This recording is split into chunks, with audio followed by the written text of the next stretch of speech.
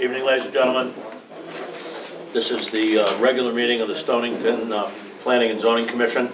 I'm Chuck Sheehan, I'm the chairman. Welcome to both commissioners and stakeholders in the audience, applicants. We'll let the record reflect that the meeting was called to order at 7 p.m. We do expect all regular members to be here this evening, and lo and behold, they are. I'll just give you a minute to get seated. So all regular members are present, and will be acting on all items this evening. What's the commission's pleasure on the minutes of December 11, 2024? Mr. Chairman, I make a motion to approve the meeting minutes of December 11, 2024 for meeting number 1776 as submitted. Motion to approve by Ryan. Thank you, Ryan. Is there a second? Second. Seconded by Commissioner Conway. Thank you. Any discussion on these minutes? All in favor? Aye. Chair abstains. I missed it, so I did not attend that. 2 abstentions. Motion passes. Item B, minutes number 1777 from December 17, 2024. What's the commission's pleasure? Mr. Chairman, I make a motion to approve the meeting minutes for December 17, 2024, meeting number 1777 as submitted. Motion to approve is submitted by Ryan. Thank you, Ryan. Is there a second? I second the motion. Seconded by Commissioner Belke. Thank you, Gary. Any discussion on the motion? All in favor? Aye. Chair abstains. Motion passes. Item C, under number 3 minutes, number 1778, January 8, 2025. What's the commission's pleasure on these minutes? Mr. Chairman, I make a motion to approve the minutes for meeting number 1778 from January 8, 2025 as submitted. Motion to approve is submitted by Ryan. Thank you, Ryan. Is there a second? These are the ones that are incorrect. Okay, the question, why don't we get a second so we can discuss it? I'll second. Seconded by Lynn. Thank you, Lynn, and I think you have a question. Yeah, I think the second bullet point on the 1, 2, 3, 4, 5, 6, 7th bullet about okay to allow distillery in M1 by SUP. So we had a lengthy discussion, and I totally agree with the first part of that bullet point where we said we would merge brewery and distillery. But then when we started talking about M1, we had a discussion about the parcel of land in M1 that's close to the water. And I thought we said we were not going to allow it there. My recollection is that we were going to allow it as long as there was a distance setback from the water. I recall that being part of the discussion, and maybe that's what needed to be added. I know we had concerns about it, Yeah. and then when we came back around. Do we want to replay the minutes to make sure we're all on the same page? And if that was part of the discussion, the agreement, it was a key part, and it does need to be in the minutes. Yep, Yeah. agreed. Okay, so we want to hold on this Yeah. matter, so table these minutes till next meeting? Agreed. Yep. Okay, move on. Item 4, public comment. This is an opportunity for people in the audience to come forward to the podium, identify yourself, state your name and address, and if you have an issue for the commission that doesn't involve an item on the agenda, we'd like to hear from you. No one speaking under item 4? Okay, moving on to item 5, correspondence. Clifton? None. No correspondence. Reports, staff report, Clifton? No report. No report from the chair. You have in your packets a list of zoning enforcement and violation issues. Any questions on those? I have a comment under B, commission. Did we skip that? Please go ahead. I wanted to talk a little bit about the plan of conservation and development and where we stand on that. And I thought we talked at one point about having a special meeting because our agendas are so full to talk about the subcommittee and how we're going to approach that. And timelines, I sent Clifton an email this morning, yesterday, something. Okay. On that line, right? Didn't I send you an email? That's a good thought, and I think we ought to schedule that special meeting. You know, we're starting to I mean, I don't think we're anywhere near concluding, the work on phase 2, but we're clearly moving forward on POCD, so we've got to talk about next steps on that, and the commission's input is very important. And I think our agendas are so full, and that it would be nice It's to have impossible. maybe an hour, Yeah, hour and just- a half night devoted to talking about the POCD. It's and where important we- enough, yes, where we got to talk Where about we it, see I it agree. stand, so if we could throw out some poll. So on Clifton, what- why don't you look at the calendar and see if we can take everybody's pulse. I know we've got a lot of meetings moving forward, but this is an important one and a good point. Thank you. I'll send an email to the commission tomorrow, and we'll start to brainstorm some dates for that meeting. Super. Sounds good. Thank you. Okay, thank you. Any other comments under Commission Item B reports? Hearing none. Administrative review? None. Okay, moves us to old business. First item under old business is PZ 242, 8 CAM, Gary and Christy Chadwell, Ed Lally and Associates. Have we heard from Ed? Good evening. How are you? I'm fine. Yourself? Not bad. My name is Edward Lally. I'm so old that I remember working for your father. Oh, really? DOT. Really? Yeah. Well, my That dad. says a lot about the two of us. Yeah. Well, I'm in my 80th year, so you must be pretty old. Your father was a great guy. Thank you. Thank you. Very good I've teacher. often prayed that I would live up to his standard. In any case, I'm a licensed professional engineer and land surveyor, as was my dad. And I'm here tonight to represent Christy and Gary Chadwell in their application, which concerns construction of a low seawall on their property at 27 East Shore Road in Latimer Point, Stonington, Connecticut. The calculations that were submitted with the application follow the FEMA Coastal Construction Manual, 4th edition, and the 2011 Coastal Construction Manual Calculator. I prepared a report, which I saw was in your staff review, which analyzes the situation. This is an interesting situation. The Caldwells moved there quite some time ago as summer residents, and when they bought the property, there was a 2-foot-high seawall on the property to the left and a 2-foot-high seawall on the property to the right. And so when they built a new septic system, in order to protect it from the nor'easters, they put up a 2-foot wall that blended in and matched the other two walls. They didn't realize they needed a permit. And the height of the wall, at the top of the wall, is about elevation 7.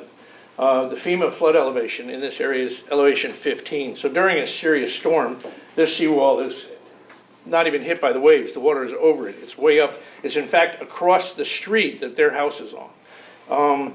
So it's been interesting to determine how this fit into the formulas and the manual for calculating impacts on the wall. I did review this at length, analyze the situation, and actually when the wall, at peak flood, the waves are way over there. They're not even breaking near the wall, and they're 8 feet above the wall. I mean, I'm on the wall and there's the wave. And that's not the top of the wave, that's sort of the midpoint of the wave. So I looked at it at a number of elevations, and actually what happens is when the wall, if this is the wall and the top of the wave hits the wall, the maximum velocity of water is at that top part of the wave, and the maximum impact on the wall is when the water is the wave is right at the top of the wall. And at that point, the impact to the wall is 801.6 pounds, according to FEMA, 801.6 pounds of overturn moment per linear foot. And the resisting moment just to the weight of the wall is 900 foot-pounds. So we have 800 foot-pounds trying to overturn the wall, 900 foot-pounds by gravity resisting the wall. The wall will not tip over. The wall will not slide because it's keywayed in. And any sliding would cause the wall to have to ride up over the keyway, which again gets into the tipping. And again, the tipping moment is force of creating a tipping moment is less than the force of the resisting moment. So the wall will not fail. The wall will not, if the wall were to fail, it wouldn't cause any damage because it's hundreds of feet from any structure, but the wall will not fail. The smaller waves just smash on it, the larger waves go over the top of it. The intent of the wall was essentially to keep seaweed off their and floodwaters off their septic system during the smaller storms where waves splash and the runout would go across their very level lawn on the seaward side of their house, and they didn't want to impact that very expensive new septic system. So they built the wall. They didn't realize they were responsible for doing something like this. We submitted a CAM application filled out in full. the fee, all of the documentation required, and the calculations. We had to delay this for a little bit because I, in my exuberance, was doing something I shouldn't have done and fell off a cliff and broke 4 vertebrae. So the staff was good enough to extend us quite some time, allow us to finish the calculations and the measurement and survey work, and then provide this application information to the DEEP and their consulting engineer. And the last I heard, everything had been addressed. So I think we are proper in respectfully requesting approval. Thank you, Ed. No more mountain climbing for you, Well, at least not in the near future. at least I will tell my wife about it. It was good to meet you, Charles. Nice to see you again. Any questions for Mr. Lally?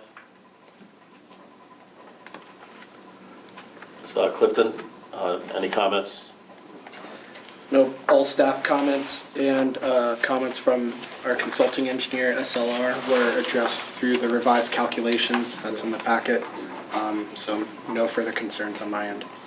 Thank you for the refresher One last course. thing, there are some conditions of approval. I believe the packet addresses those conditions of approval, and so I think that we've met those conditions of approval. I'd just like verification of that from the town planner, if possible. One is the plans meet the review and requirements of the engineer, but there are really no plans. It's really this document. Yep. Thank you. I just have one question. Yes. So if you were to redo the wall, like now, after you've done all your calculations, how high would you make that wall? Well, the purpose of well, first of all, if the wall gets much higher, it becomes an aesthetic, Right. It blocks the view of the water. And one of the major things about Lateral Point, we have a lot of internal controls outside of the town's controls, and water view and water access is really high. Yep. So if we were to make the wall so it would be an impedance to a flood, first of all, it wouldn't have an effect because it would only be on our little piece of property, and if the water's not coming this way, but it's coming this way, Totally. we get hit by the waves that cross our neighbor's property and then hit our cottage, the subject cottage, on a diagonal. So there would be no sense in making it any taller. The purpose of the wall was to blend in aesthetically with the walls on either side and to keep the salt water and the seaweed off the lawn. It does that. And so I believe that the clients here, they've said no, they would not make it any different. I would not suggest to them to make it any different. Yeah, no, nor was I. It was just an interest question. Yeah, no, it's not really a... Start over. It's not really a stone wall or a flood protection thing because it's under 8 feet of water at the time you really need it. That'd be a big wall. Yeah. Okay, thank you. Okay. Any other questions? Thanks for the refresher course in wave action. It was excellent. Very good. Thank you. Very Appreciate good. it. Thank you. What's the commission's pleasure on this item?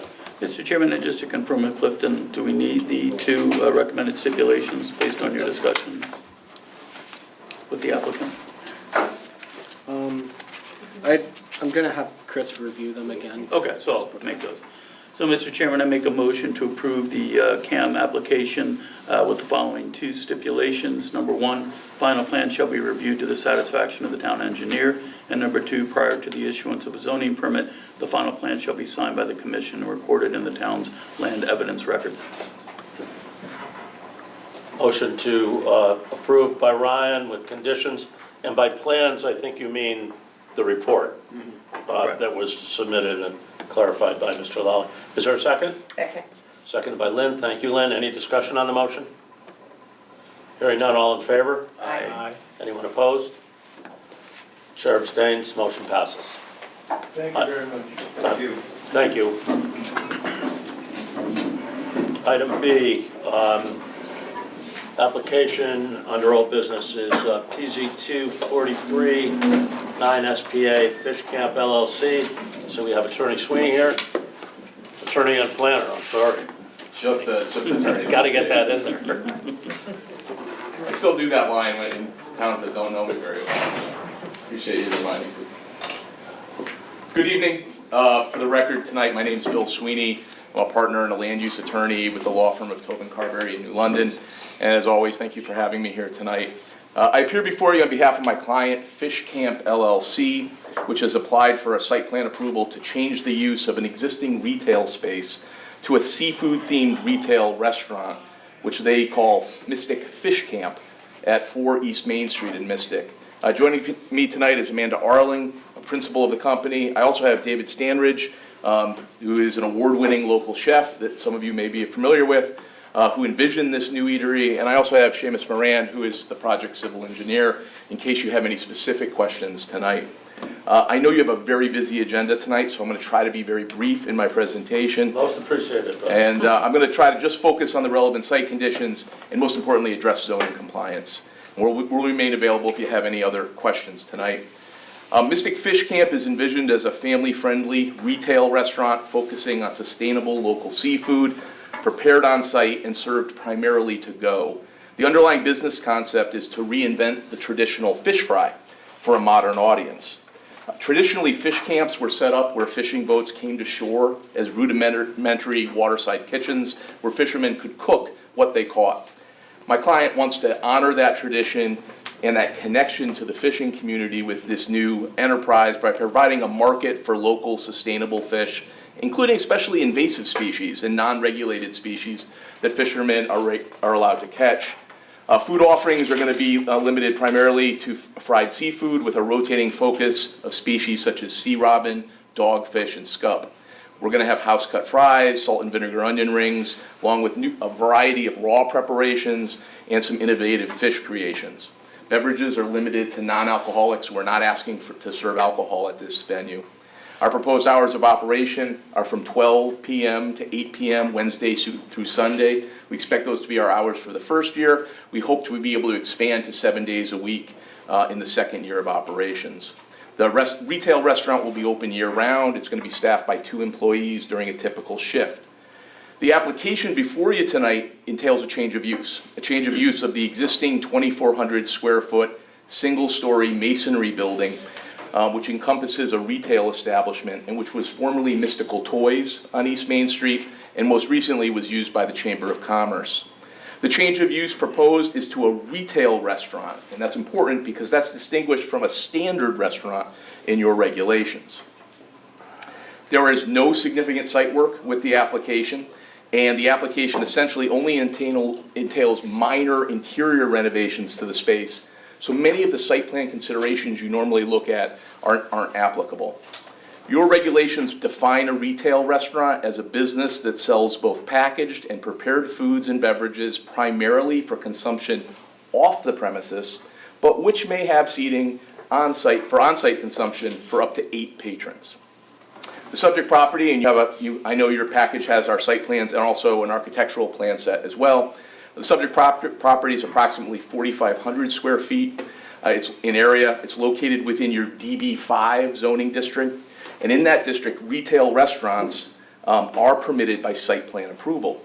Fundamentally, the application before you is for a small pre-existing building on a small lot. And therefore, we're not proposing a full-service restaurant, but rather a modest eatery that focuses primarily on takeout and counter service. It should be noted, for the record, that the property is in an AE11 special flood hazard area.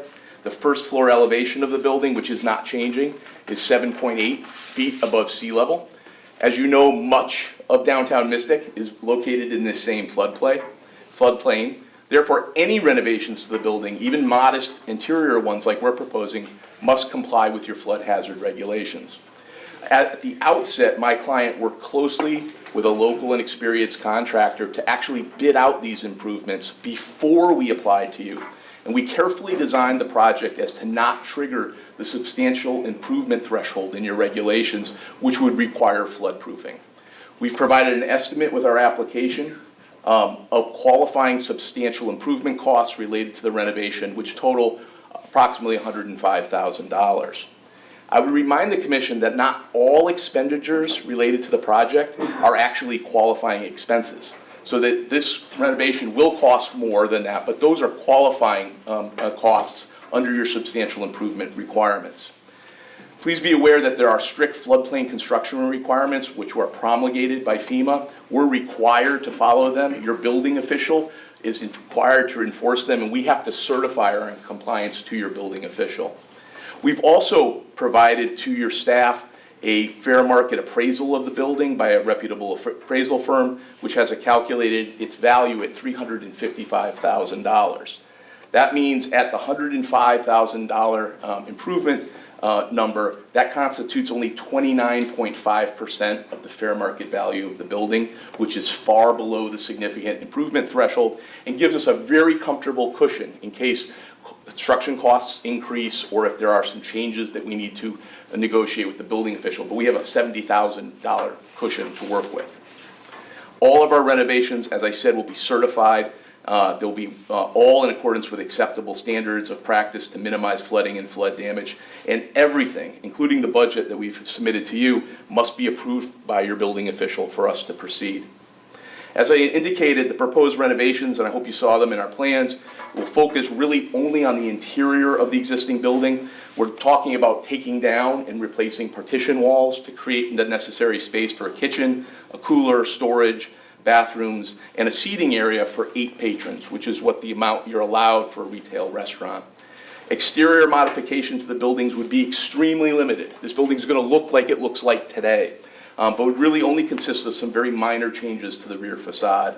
There's no exterior site work involved in the proposal, except for the installation of an underground propane tank, which must meet all applicable fire and building codes.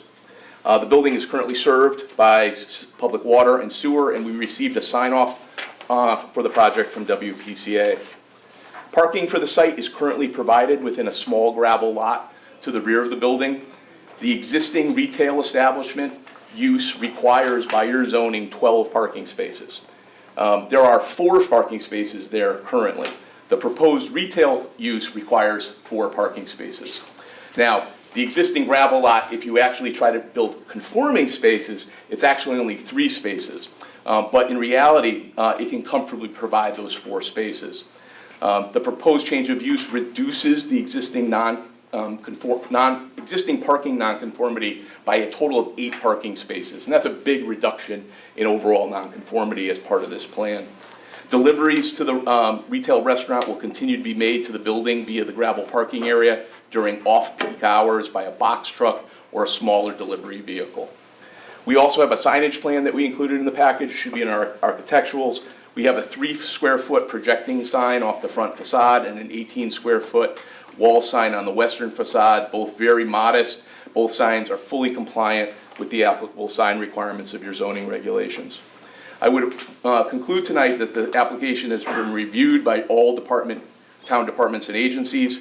We did receive Mr. Eiler's staff report late last week that was issued, and we have no objection to stipulations to any approval to make sure that we address all remaining comments from the town engineer and from Mr. Eiler, which we just got at the end of last week. Thank you for your time and attention this evening. I'm happy to go through any part of the plans. Mr. Moran's also available if you have any specific questions, but we would ask for action tonight. Thank you. Any questions for Attorney Sweeney? I have 2. And one of those is procedural. What happened if you use up that extra 70? Do you have to come back to us? Does the building official, what happens?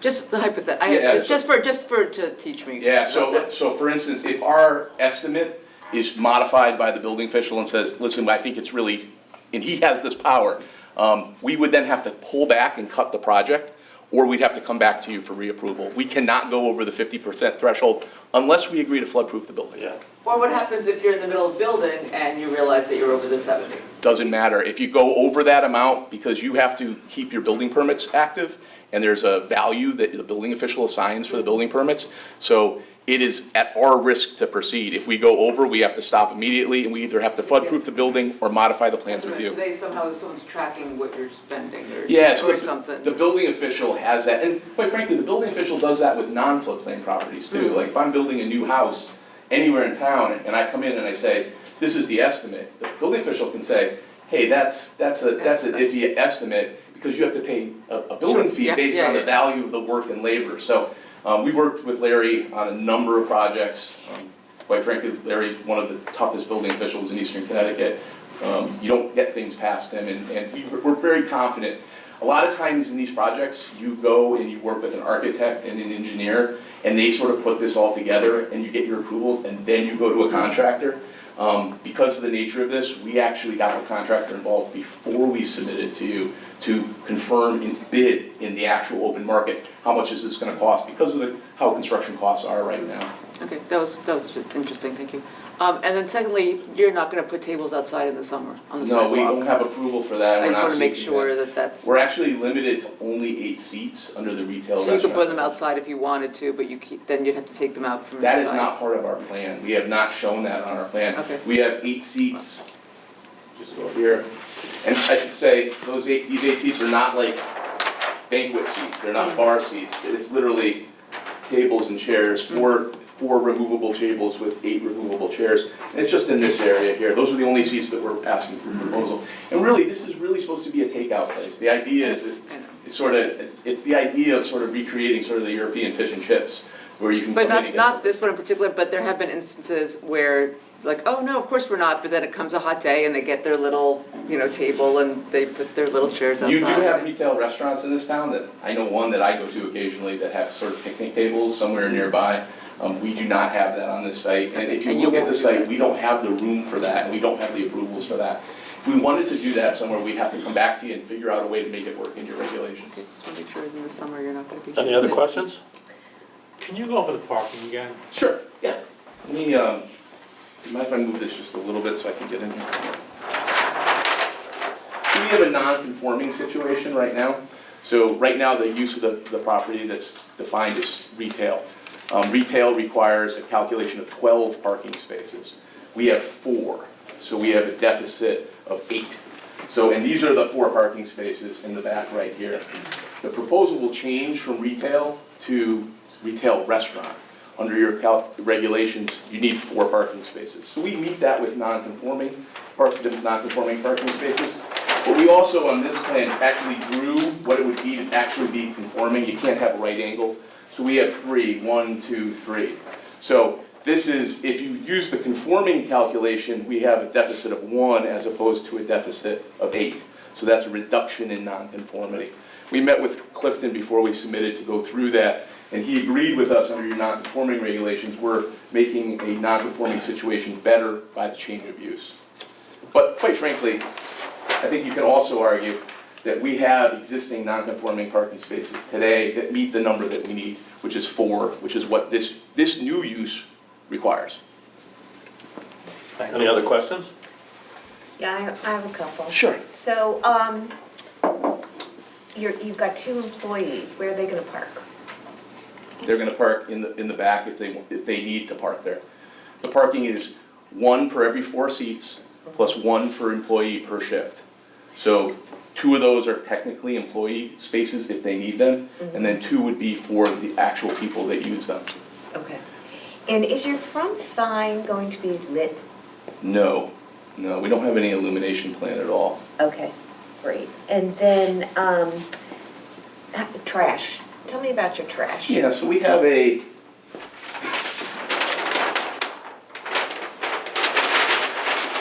trash enclosure located right here at the back. It's actually an enclosure for the trash containers in this area. I don't know, David, do we have a dumpster in there? Or are we gonna have? That's just for short term, so that'll be changed throughout the day, but we're gonna be using on 11 Cottrell, the compactor room is gonna serve all the properties.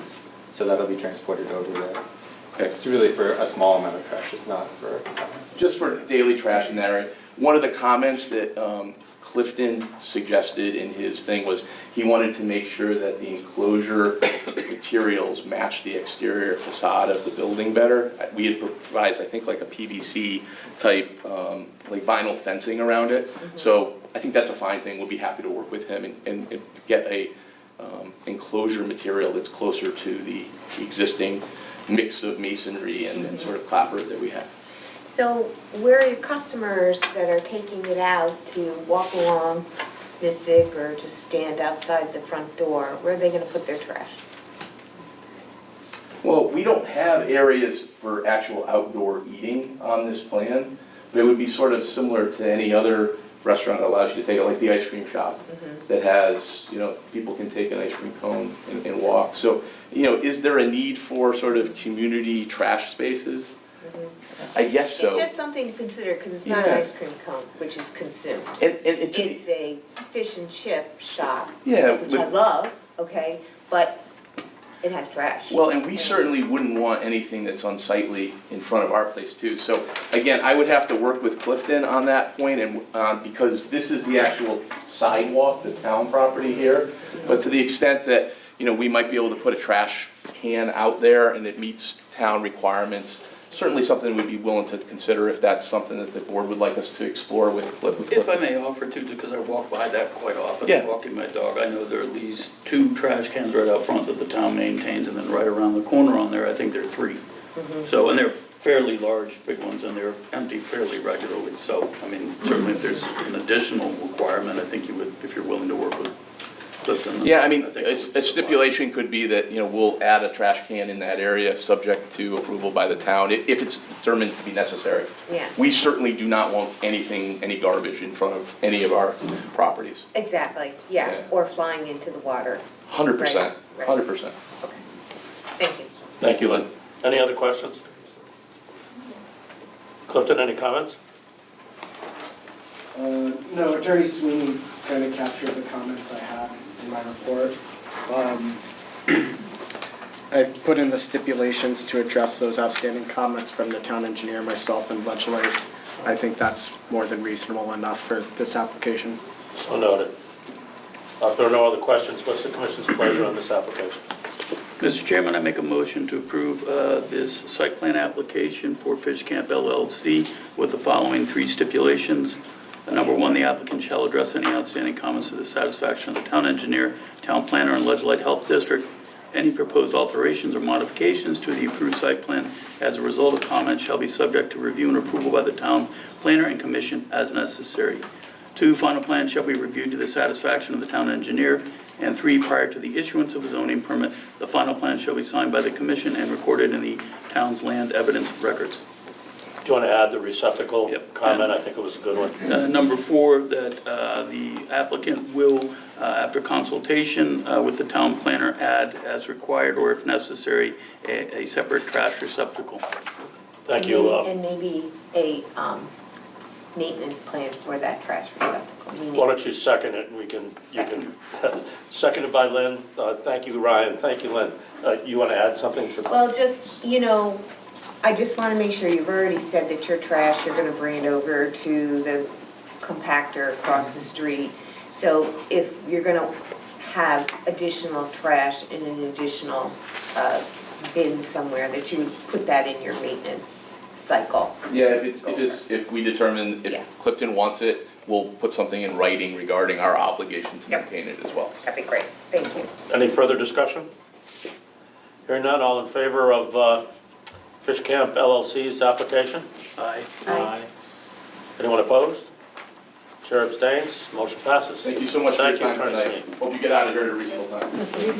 Good luck to the new restaurant owner. Thank you so much. Can't wait. Brings us to item C.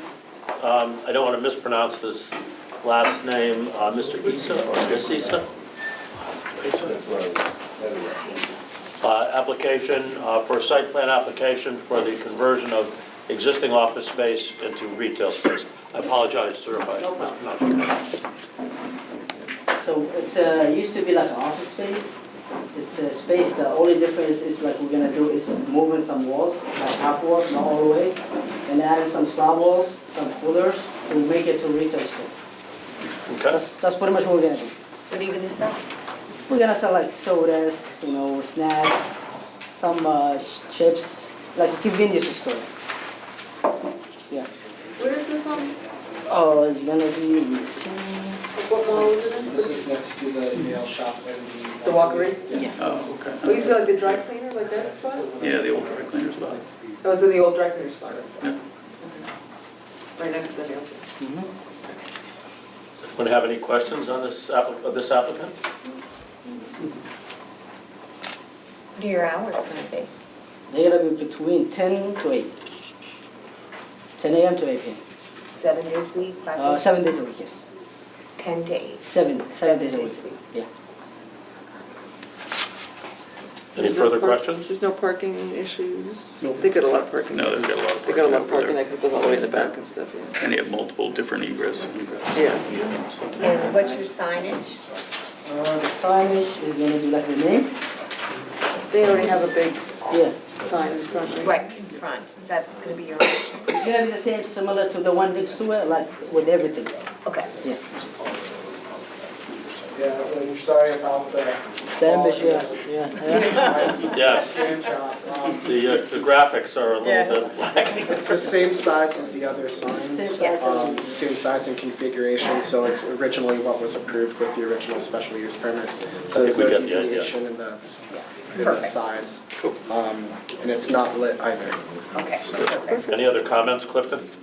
No, we have no comments. Yeah.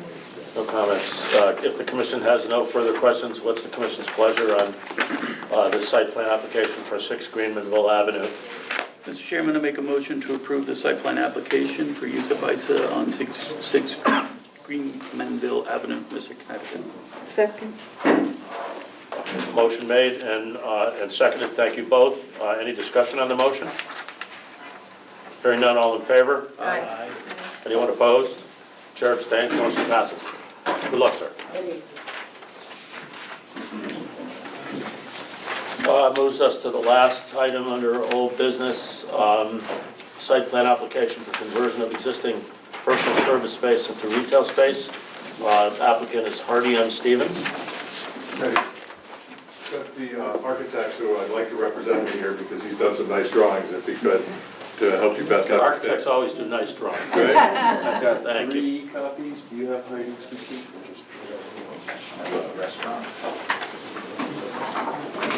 I have 2 more copies.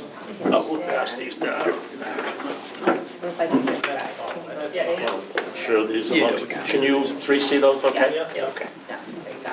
Very good. Oh, that's the little car place, okay. So my name is Matthew Wilson. I'm the architect representing Hardy Stevens here. He submitted December 17th for a site plan application for conversion of an existing personal service space into a new retail space. We're labeling this as Heidi's Boutique. This is the existing Black Bear Dojo that is now an unoccupied space. And I've submitted with these drawings here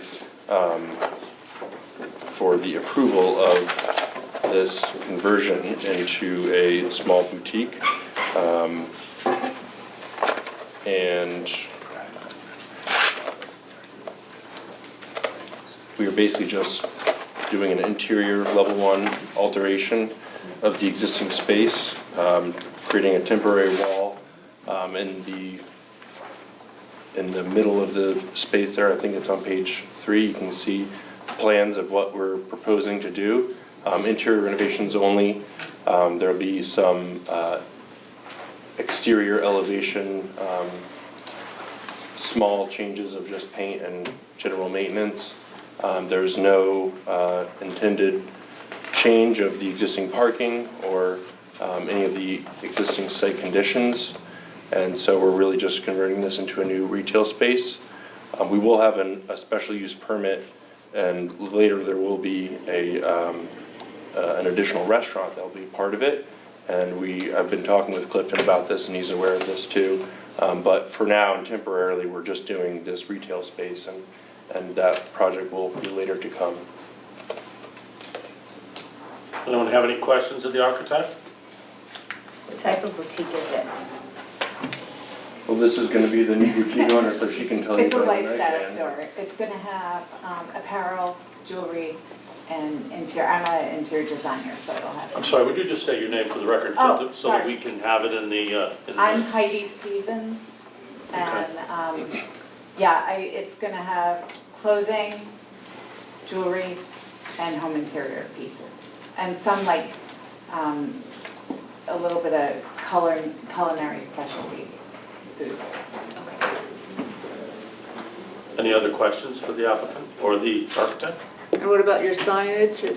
Sign staying, there's a sign there already, right? That, I'm not. That's going to be addressed during the special. Special use Yeah, permit, so right. right now they're not gonna have any signage Yeah. at all, or they're gonna have like, I think it's just just what's there? what's there What's there? currently. That's the current plan, yes. pole. The pole that's already there? Yeah. And any changes to that are going to be Come in addressed with special use permits. Okay. Same with lighting and all that. Correct. And what are the hours? 7 a.m. to 6 p.m.? Yes. Is that 7 days a week? 7 to 6? Yeah, 10 o'clock to 6 p.m.? Oh, yeah. 'cause the- 10 a.m. to 6 p.m. 10 a.m. 10. to 6 p.m. Yeah, I was gonna say, 7 is early to buy jewelry. No, I was gonna say, I don't know. That's something to do first thing in the morning. It's never too early for jewelry in my house. Okay, sorry about the silly comment. So just one note too is that when we do submit for a special use permit, and we've again been talking with Cliff about this, we'd like to have both the restaurant and this retail under one special use permit, if that's allowed. If not, then we will be needing to submit 2 special use permits. So I don't know what that means. It'll all be under one. Okay. It'll all be under one. Okay. And when is the meeting for the next special use permit review, if you know? Application deadline is February 7th. February 7th. Any further questions of the applicant or the tenant, I guess, and the architect? Hearing none. Clifton, any comments? No comments. What's the commission's pleasure on the application of Hardy M. Stevens? Mr. Chairman, I make a motion to approve the site plan application for Hardy M. Stevens. Motion to approve. Any conditions at all? No conditions. Okay, is there a second? Thank you, Brian. Second the motion? Seconded by Gary. Thank you, Gary. Any discussion on the motion? Hearing none, all in favor? Aye. Anyone opposed? Chair abstains, motion passes. Thank you, sir. Thank you so much. Thank you all. That moves us into the public hearing phase. And Clifton, I believe for all public hearings, all regular members will be seated, correct? Keep that. That's correct. Okay, so there's no need to do that at each application. You know who the regular members are here. They're listed on the agenda on the left-hand side. My understanding is that item A, we're going to open and postpone till the next meeting? Correct. That's correct. Okay, and the applicant's consented to that? Correct. So if we can have a motion to open the public hearing of Kate's Package Store, A. Koalenko P.E., application number PZ2442 SUP, special use permit, Kate's Package Store. Mr. Chairman, I make a motion to open the public hearing for PZ 2442 SUP Tate's Package Store, parentheses A, Koalenko P.E. Motion to open the public hearing, is there a second? Second the motion? Seconded by Gary, thank you both. Any discussion on the motion? All in favor? Aye. Anyone opposed? Motion passes.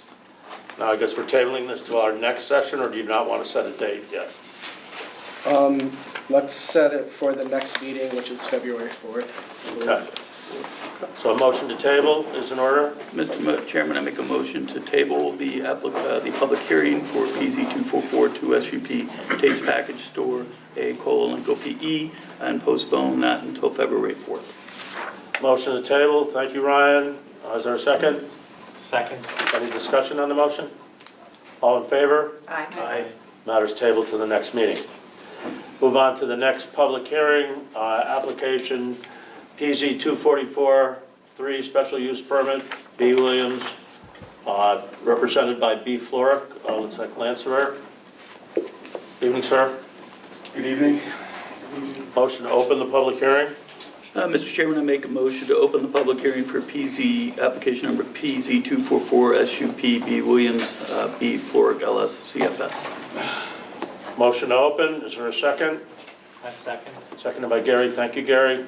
Any discussion on the motion? All in favor? Aye. Anyone opposed? Public hearing's open, you have the floor, sir. I'm trying to get to the floor. Just for the public's information, our public hearings, the applicant makes a presentation, commission asks questions, staff makes any comments, then it's open to the floor. I believe we have sign-up sheets in the back of the room.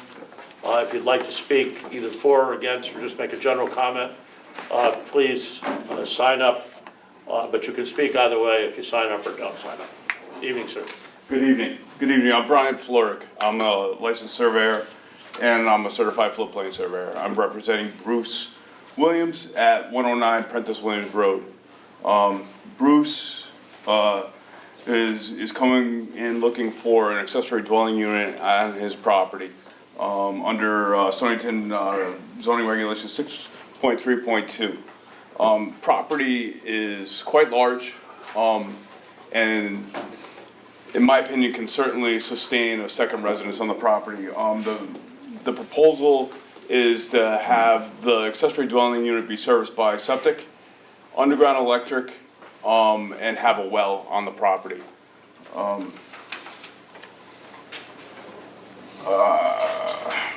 So it will also be have a gravel drive.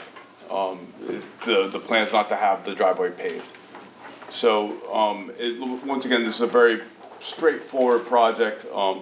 Small residential accessory dwelling unit, which is allowed under your zoning regulations. So and a special permit.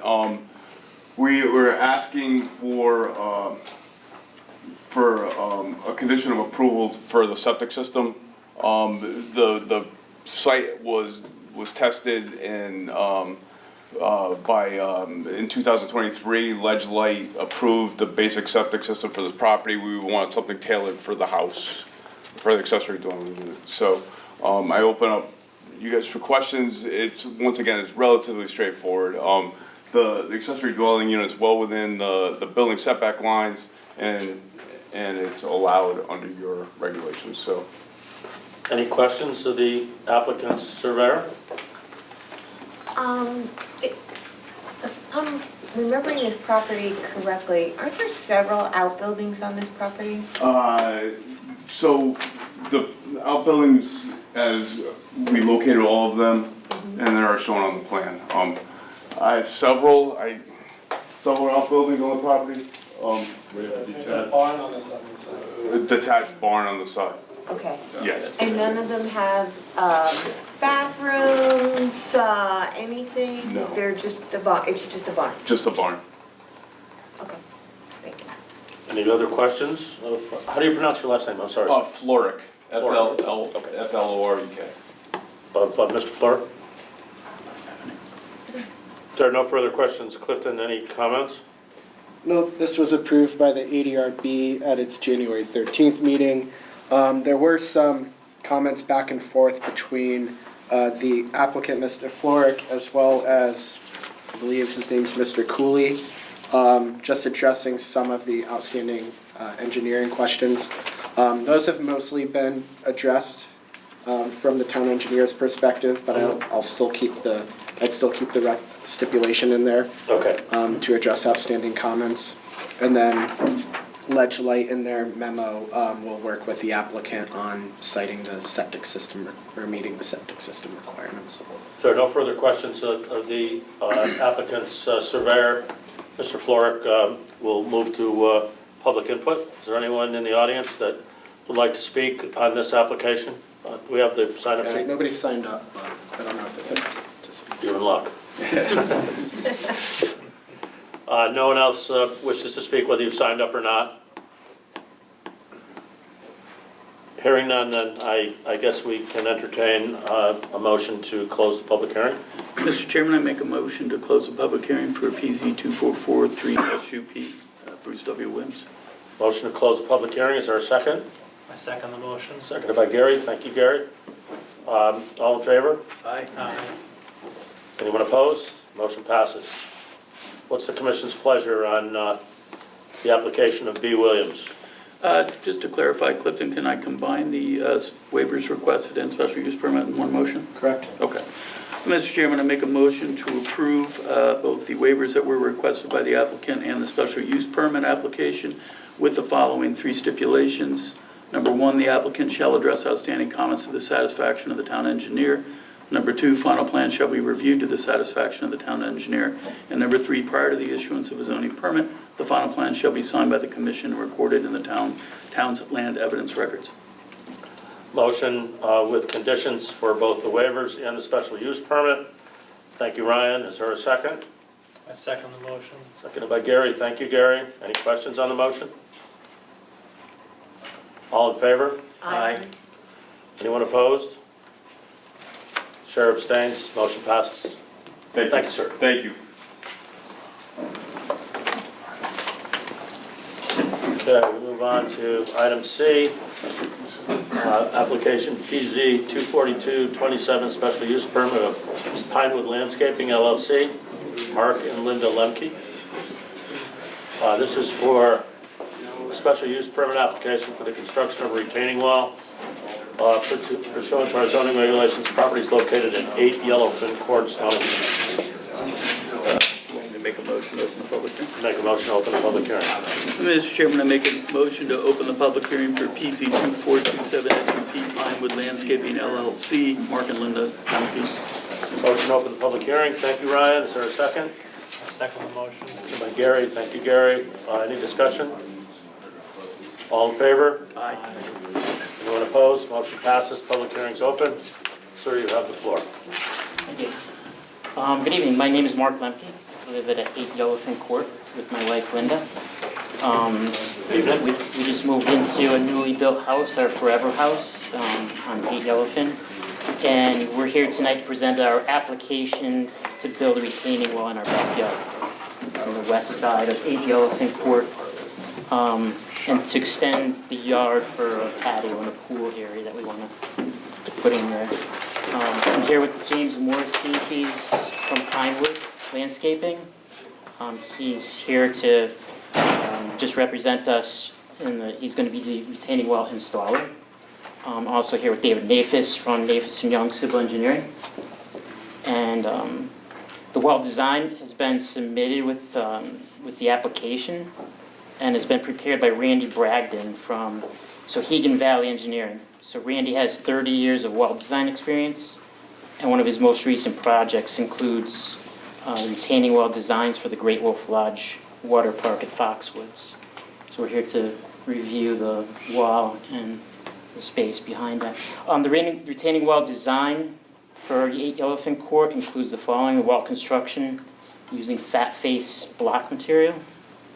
Construction material quantities are also included in the design. Geogrid requirements and detailed instructions for installation. And global stability analysis and calculations to support seismic or earthquake stability that exceeds the factor of safety. So I have complete confidence in the design by Sohegan Valley Engineering in their design. Engineering support provided by Davis and his team, and Pinewood Landscaping, their experience in building these type of walls. We've been working with the town, with Clifton, for the past several months to provide the necessary documentation that's been requested and to meet the application requirements. So with that, I just wanted to open it up to any questions you might have about our project. Any questions from the applicant or his engineer?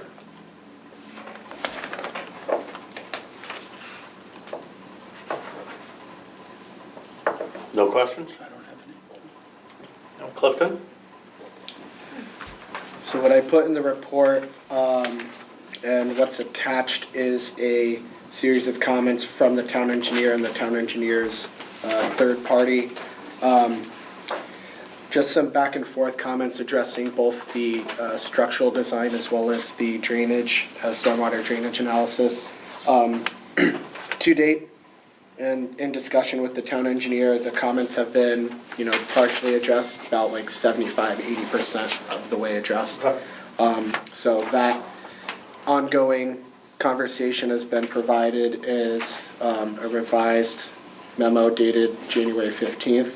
I put it as a stipulation of approval that those comments be addressed.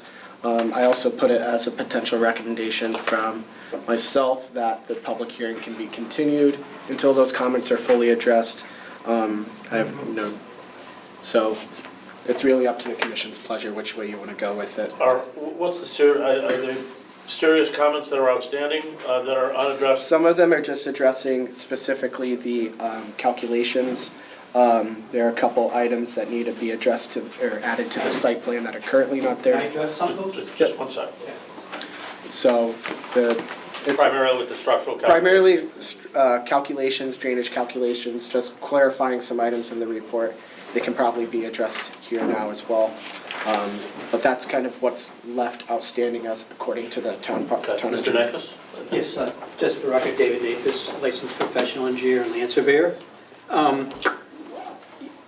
Yes, there's a couple outstanding comments that we got over the last couple weeks regarding some of the drainage. Just to let you know, the pool and the patio are not officially designed yet. This is basically, we're just basically looking to get the wall in so we can build this up. So we are willing to work, because one of the comments is they want an infiltration test, and it's not just a standard, it's a double ring infiltration test, Right. which you need a backhoe out there. So we can easily address any of the comments they have when he starts to build the wall, and while the pool design and the patio deck are being designed at the same time. We'll get the final comments, and that'll actually have to go back in for approval.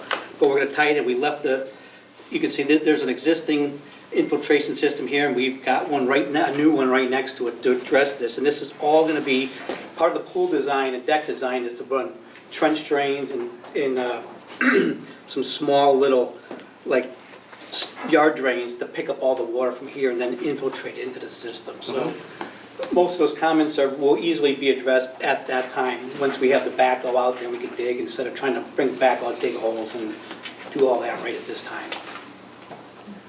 Sounds reasonable to me. What does everybody else think? I think it sounds reasonable and logical. I do have a couple of questions. I just want to make sure I'm reading this right. This wall is going to be 17 feet high? 14 exposed, so 2 to 3 feet below ground. 14 exposed. And what is the screening on the outside of the wall?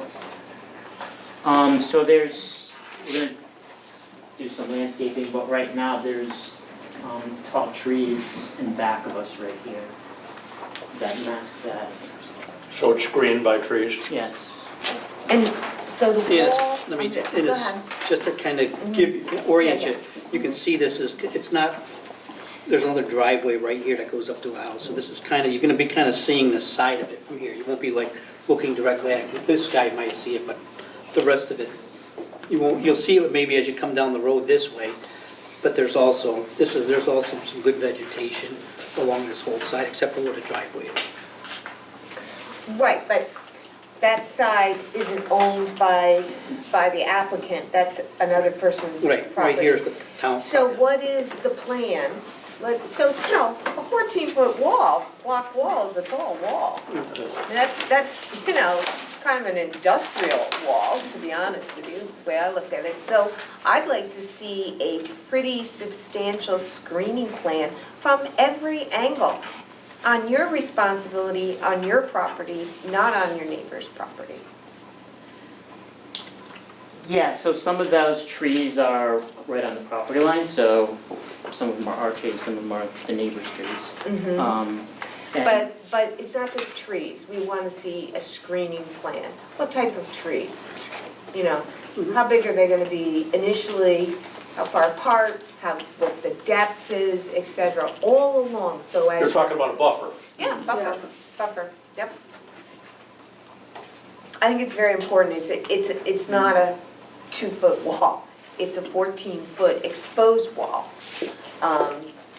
You're right, it's not a Yeah. garden variety wall that No, you yeah. get in a, typical residential setting. Yeah.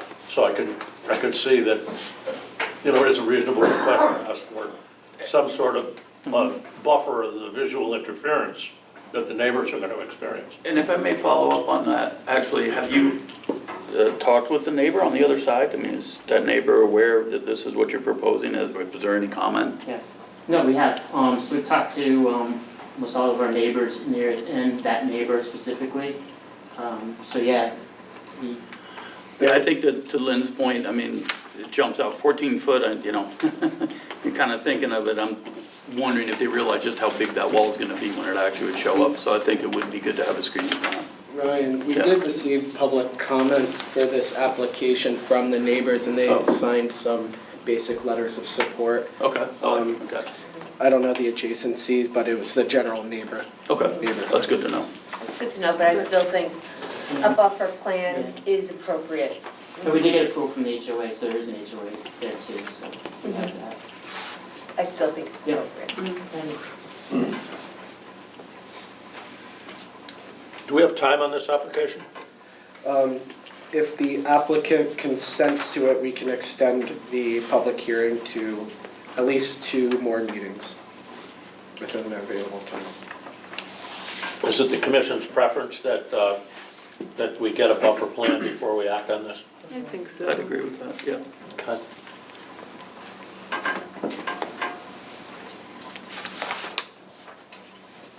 You agree with the, come back with the buffer, okay. Any further questions of the applicant? I guess we open it up to, we have one interested party wishes to speak. Bridget, is it Lentz? From 50 Nautilus. Good evening.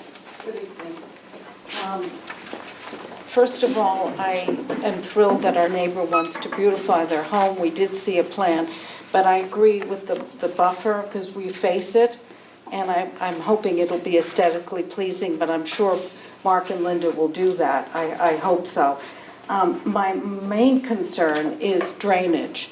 Nautilus and Yellowfin have major issues with drainage, water issues, and I'm concerned where the water will be draining. We had to make additions to our house to make sure we had good water flow. You're very familiar, we've been to the office frequently to get it, done properly. And I just want assurances, as we're part of a homeowners association, that this will drain properly in the extent of a natural disaster, that we hope will never happen. We've had, earthquakes. There was one not too far recently, which was minor, but where would this water drain from the pool if there was an issue? Is my concern. I think the surface water is more your concern, isn't it, like runoff from rainstorms? Rainstorms, but also wherever the pool would be draining, if. And he's got an infiltration if it's system on there. Why don't you gonna drain explain this way. your drainage plan, sir? He does have. Yeah, an no, I haven't seen that part, so it's Yeah. in the back.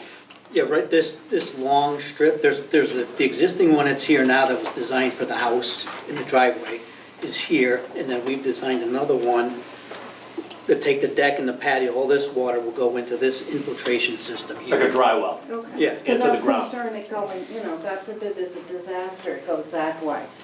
No sheet flow onto adjacent properties, correct? Yeah, no, No, okay. no. So just I say, just no want sheet for flow onto liability adjacent No properties. sheet flow onto adjacent Oh, properties. thank you, that's a great answer. There you go, okay. But I'm also concerned that we're sitting on our patio and looking at something that's just a wall. Yeah. Right. All right, well, thank We you. have more to follow on this. Thank you very much for your comments. Anyone else wish to speak either for or against or make a general comment?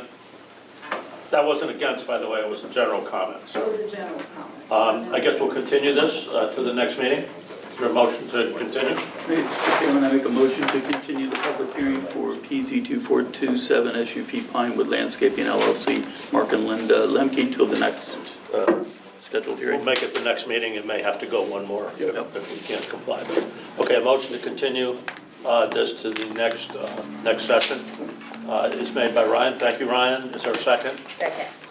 Second by Lynn. Thank you, Lynn. Any discussion? All in favor of the motion to continue? Aye. Anyone opposed? Motion passed. Thank you both.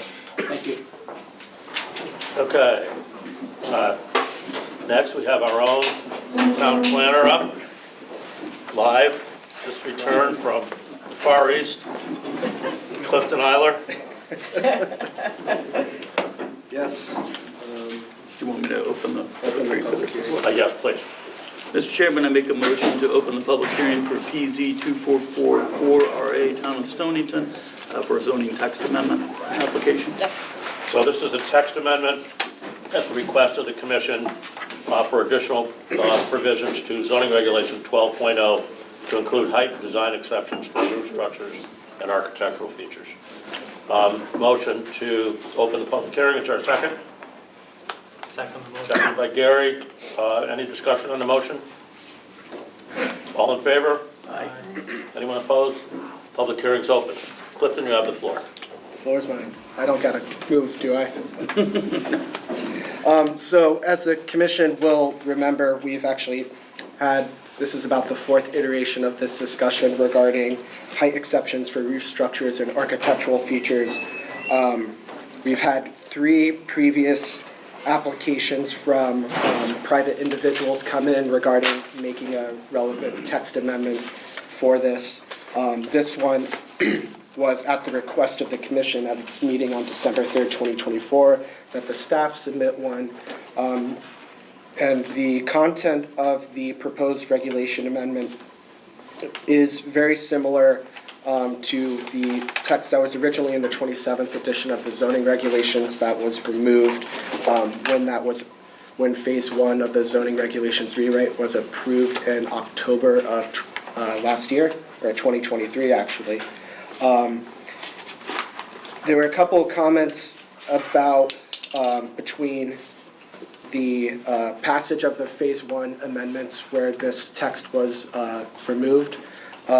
One of those comments I actually put in as an addendum to your packet, and this is comments from December 20th, 2023, where the commission will actually note that in its special virtual meeting with FHI Studio, that the original section 6620 from the 27th edition was removed as part of the phase 1 update. It's noted in the minutes from that meeting and in the slide that's provided that the commission agreed to at that time put this textual language back into the zoning regulations. So we have, I know we've discussed this quite a lot. I know we've discussed variations of this textual amendment as the commission and with other applicants. And one of the questions that kept coming up during that public hearing process was this text inadvertently removed from the regulations moving through phase 1 into the phase 2 process? And the commission, although we couldn't identify in the text or in the previous minutes why the language was removed, it happened to be removed in the approval of phase 1, so it might have been just a generic archive, lack of translation as we moved multiple sections of the regulations over time. The commission has known about it for well over a year now, going all the way back to December of 2023, and has agreed to, in some capacity, put this text back in. The language that I've put before you is an attempt to do just that through new section 12.12. The only difference between the 27th edition and what is before you is a reordering of the numbers to match our current zoning regulations, as well as to just break it out a little bit easier, make it more user-friendly, easier to read.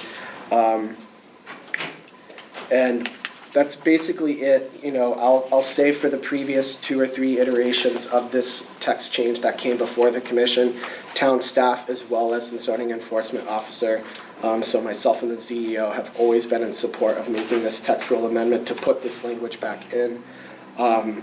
Again, fully in support of putting this language back in. We believe it was inadvertently removed, and it needs to be put back into the zoning regulations. So I don't think there really is too much question, comment, or concern that comes out of this application. This should be pretty straightforward for the commission to approve tonight. I don't see any issues, but I will answer any questions as they come up. Thank you, Clifton. Any questions of our planner? I do. Commissioner? Of course. From what I understand, I wasn't on that whole phase 1 rewrite and everything, but from what I understand, one of the goals was to take out discretionary language out of the zoning regulations. And this starts out the commission may, and that's discretionary. So my choice would be to take those words out. Which part is a may? The commission may, by special use permit. It's the first sentence. design, Or am I looking at the wrong No, one? you're looking at, I don't see Am I that. looking at the wrong Looking at one? the- Am I looking at the old one? Yeah. Okay, so where's the new one? So we took that out then? Here's a recommended amendment. So and this follows not only what was recommended by FHI, but this structurally mimics a little bit more what you're looking towards. That Okay, I just want to take out There- anything that says may. There are design exceptions for residential uses and structures. Those shall receive a zoning permit pursuant to the requirements of the zoning permit. That keeps with the same original intent of the language. Design exceptions for commercial uses and structures receive a special use permit and will follow the special use permit process. The only may that is in the language is actually 12.12.2.1, which is regarding, or 12.12.2 on the design exceptions. Now, the mays are related to one, ADA compliant ramps, which are solely under the jurisdiction or the discretion of the CEO and the building official. So that language needs to stay in there. The roof structures, architectural features, and other devices, again, may be constructed, and so that's Okay, kind okay. of clarifying, the may of what can be done under this, as long as it's not for human habitation, so you can't use it to, say, create a large roof deck or a space where people can go up on the roof and stare at the stars. This is only for architectural features. And then the limitations of the 5% of the building footprint, or 200 square feet, 75%, all of 10 feet height, all of that is the original language that the commission requested on December 3rd. Okay, you keep looking at the old one, but okay. That address So the the only, question? Yeah, I just have too many new things and old things, that's right. That's okay. That's fine. And what you'll see in 12.12.3, and this is not only original language, but this is something that came up consistently through the previous public hearings that we had on this topic. The commission may require screening of rooftop equipment on commercial structures as identified in your powers pursuant to a special use permit. So again, this does give the commission discretion on the screening aspect. So if there is architectural features or something that's like an exposed HVAC system, the commission can require that to be screened. So it's, although it's allowed and can be approved, it can also be screened by the commission too. So it gives you a little bit more powers that are already directed in the regs. Any further questions of Clifton? I do. Yes. So, Clifton, can you give me an example of the exterior stairs and ADA compliant ramps that would be on a roof? So roof structures and architectural features. So this can be something that is not on the roof, but say on the side of a building. So it isn't solely for roofs, this also applies to ADA components as well. So if there's a structure that is a pre-existing non-conforming structure within an existing setback, but requires ADA accessibility, that you can extend and build outwards, whereas you normally wouldn't be, only for the accommodation of an ADA ramp, and so that would be laterally out on the ground level. Everything else is designed towards roof structures and roof elements. So item 1 is separate from the roof element, so that's a design feature on the ground. Everything else in item 2 and below is related to roof structures only. Okay, thank you for that. Now, I want to talk about this whole point of you can have a building, our maximum height building now is 40 feet, right? Then we're adding potentially 10 additional feet. 50 feet is a very tall building, especially where we have tight spaces in downtown Mystic. I mean, it changes the whole streetscape, it changes the look of the town. And I find it very hard to believe that you can't design a building that takes into account 40 feet, which was an extended height just a few years ago, okay? It used to be 30 feet, we extended it to 40, and now we're adding another 10. I just feel this is not necessary. I don't think it's beneficial for the town at all. And I think all it does is when a building is being designed, they're maximizing every single inch to the 40 and then saying, we don't have to take into account our elevator or this or that because we had an extra 10 feet, bonus. And I don't think it's appropriate. And I certainly don't think saying that it can be 75% of a commercial rooftop makes any sense at all. That's like saying 3/4 of your building can be 50 feet tall. I thought we knocked that way down to like 5 or something. Didn't we in one previous iteration? Well, if I can actually say, because I think, if I recall correctly in our discussions, we decided, and it was back and forth, I know we wanted to change things, right? But the language wasn't even there to change at that point, so we needed to have the core language put back, if I understood correctly, and that's why we made the motion to do this. And I think one point to raise that is very important to me, and I think to the entire commission is, to me, this being put back into the regs as it is right now really speaks to the integrity and the transparency of our rewrite process. The fact that we don't have a record to clearly say, yes, we as a commission decided to remove this either in part or in whole, I think means then, okay, if we can't prove that and somebody were to challenge us on it and we can't show that we did it, then we would be putting the town in jeopardy and also calling into question our process. And we've done a lot of work on this rewrite process. And we've had some concerns raised as the process has gone along. So I think in my mind, what we need to do is be as transparent as we can about this, put this language back as is, and then we can modify the language. I don't think we should try to combine the two processes. We have the rewrite process currently in flight. So I think this, to me, the thing I think we should do is put as close to the core language or the original language as Clifton has drafted, put that back in, and then we can go right back at it in the rewrite process and say, okay, 75 feet doesn't make sense, or change those kind of calculations. So what you're, I'm going the other way. what you're saying is that anything shouldn't happen as an unintended consequence. Correct. It's so you put it back, and I think, Lynn, I do think you raise a very good point.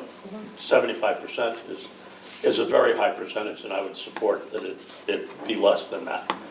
So what you're saying, Ryan, is it goes back as it's proposed, but that it's our intention to review this and to take into consideration suggestions like yours, which I think are very good. It doesn't have to be 75% of the roof, because it's not habitable. You challenge the design community to do it 25% or 10% or whatever we decide as a group. But that's part of a deliberative process where we review the whole thing. Right, and to be frank, I thought the agreement of the commission and the reason we're doing this is because you had, not you in particular, the commission had a concern about transparency. Yes. And this, and bringing it forward, erased that concern about transparency. And we can vote not to do it, therefore it's on record, and it's already, it's off record. We feel a little bit, some members of the commission feel a little bit concerned that they don't have a bullet point in the minutes. And we can just say, okay, here are your minutes, we're taking it off. No way was this process of asking. I can appreciate your perception of it. I disagree fundamentally. I think in order to do it properly and through the proper channels and also included into the rewrite process, the way it should be and intended is to put it back, and then we can have a proper review of that as part of the rewrite process. That's my perception. I understand you disagree with me, and that's fine. My recollection of that night was that we had a proposal on the table and we were making major changes to it. Correct. And so we said without submitting something different, we can't just change, because it was going to be a whole new application. So we said, let's just bring back the old one and then discuss the old one on the table. I don't I'm more with Lynn, I think, that I don't think putting it back, I don't see anything that says it was deliberately taken out. Or, But- I don't see either way. So my position, what's been approved is it's out, so right now our regulations has it out. This is, to me, forget history, like in my mind, I'm just saying, not in your mind. Forget what it used to be, because it's not there now. I understand, and I think that's a fundamental point that we have to No, I don't think it address, is. to me. Because in my mind, if I was brand new to the town and was reading the zoning regulations, I wouldn't say, well, before there was this one. The regulations as they stand now do not have this in there. So technically, legally, we are putting this we're adopting this regulation with no history behind it. Like, there's nothing in my mind that shows it was made to be taken out, it was made to stay, and we did it inadvertently. I wasn't here. But to me, I'm looking at this as a clean slate, and is this the regulation I want to put back in? And my answer would be no. Okay. And we should put back in, and saying, let's put it in now, even though we know it's flawed, and come back to it, is defeating what we're trying to do with the zoning rewrite. So you're saying, let's just give us more work in the zoning rewrite, because we're putting it back a bad regulation that we're gonna rewrite next week. I disagree with you there. I think we And in need. addition, we have. I'm just saying, that's my opinion. Well, no, I get it. Yeah. I understand. I I disagree. think, you know, the example that I think I would use is that if something was omitted, and that's what Ryan's saying, this was omitted, it should have stayed in. And through an unintended consequence, it was left out. Yes, it was passed, but it was an omission. So it should have been in there. How do we know that? And, well, I'm just saying, I have Yeah. a point like you do. Yeah. Okay, and I don't agree with you. But I also recognize that I think it needs some work.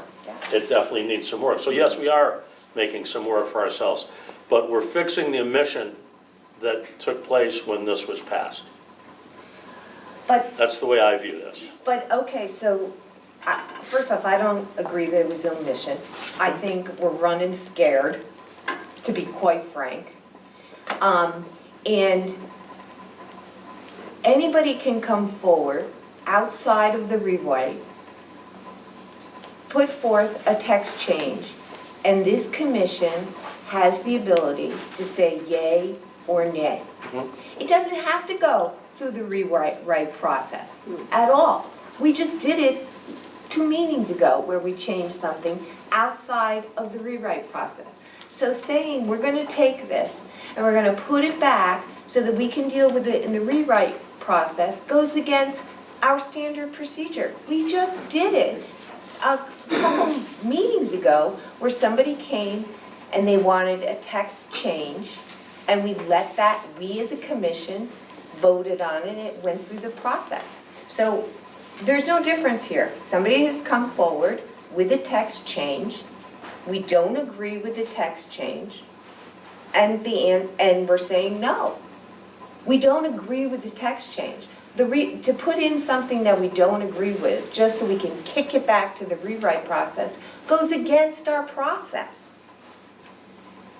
And is there a way? Fundamentally flawed, though, that the commission would request town staff to put forth an amendment of an application with this exact text and then call that exact text flawed.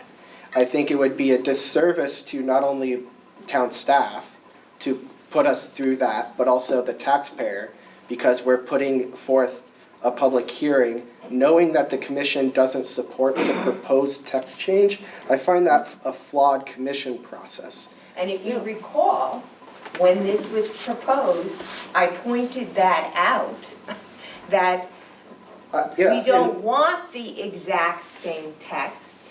So if that's all you were going to do, you were only doing it to cover whatever your concerns are. Wait a minute. If you review the previous set of minutes, from December 3rd, when we had this exact discussion, the commission specifically requested, because there were potential changes to the amendment that was on the table, whether it was the percentages, whether it was the height, whether it was that it was dedicated to the only within the flood zone, the commission specifically requested that this text come back in the original format or as close to as possible so it can be re-reviewed.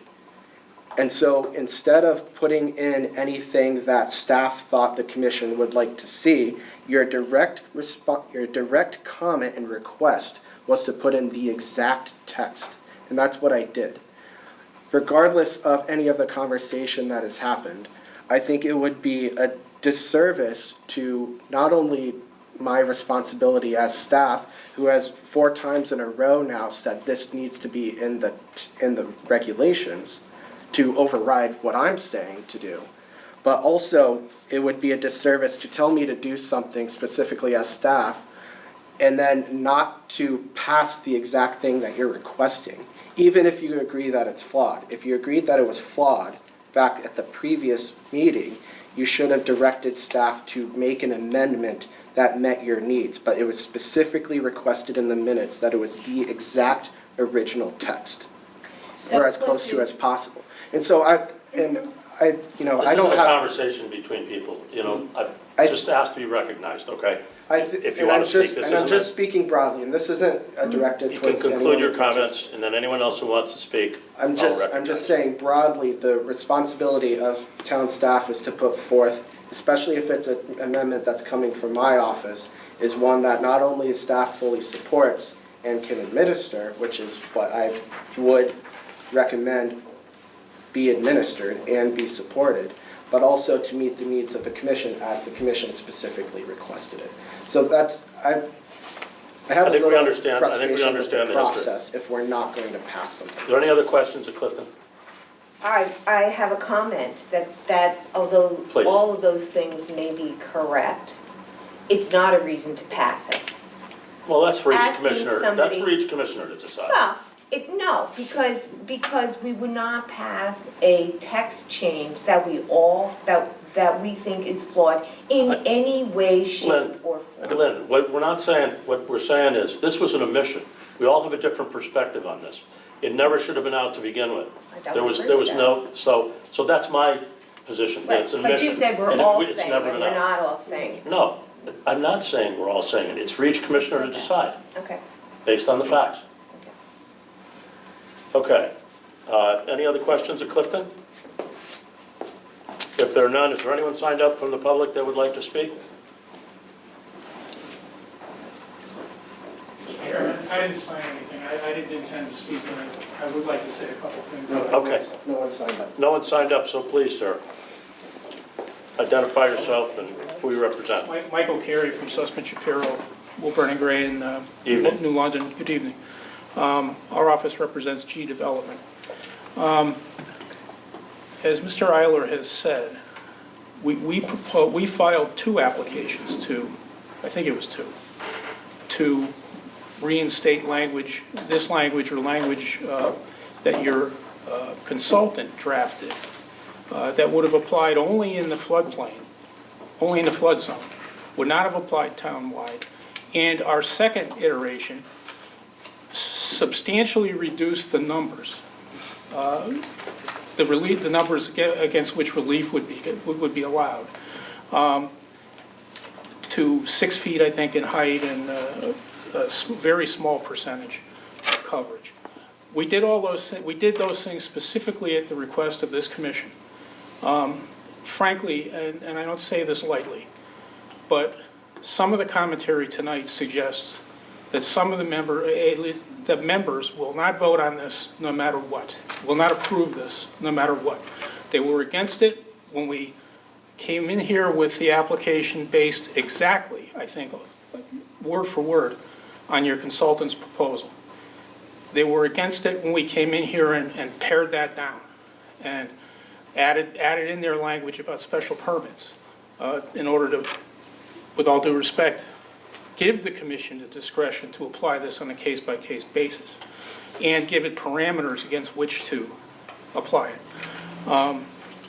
This will, Mr. Eiler's proposal for the commission tonight still requires an applicant seeking relief under this ordinance, this regulation, to apply for a special use permit. So somebody's not going to come in here and get 10 feet just because the regulation says 10 feet is the maximum. They may get 0 feet. And you'll have to take into account all of the factors that you take into account on every special use permit application you deal with, including whether an elevator shaft that exceeds the 40-foot limit is out of place, doesn't belong, is too high. Those are the things you look at all the time. So I just don't understand, frankly, the agita about this. We haven't taken action on it yet. I said agita. H-E-I-T-A. Yeah, okay. It seems like the fair thing to do. There were people in town who were in the process of building something, who relied on that regulation being in the regulations, or something like it. I will point out, I'm not here to argue inadvertent or advertent or whatever the word is, but from your own comprehensive zoning rewrite on your webpage, it says that phase 1 was a holistic reorganization of the regulations to eliminate inconsistencies, address omissions and redundancies, ensure compliance with state statutes, and enhance the document's readability and user-friendliness. In other words, it was not a substantial substantive reworking. It was a reorganization, which tends to support the suggestion that the regulation we're talking about was taken out unintentionally.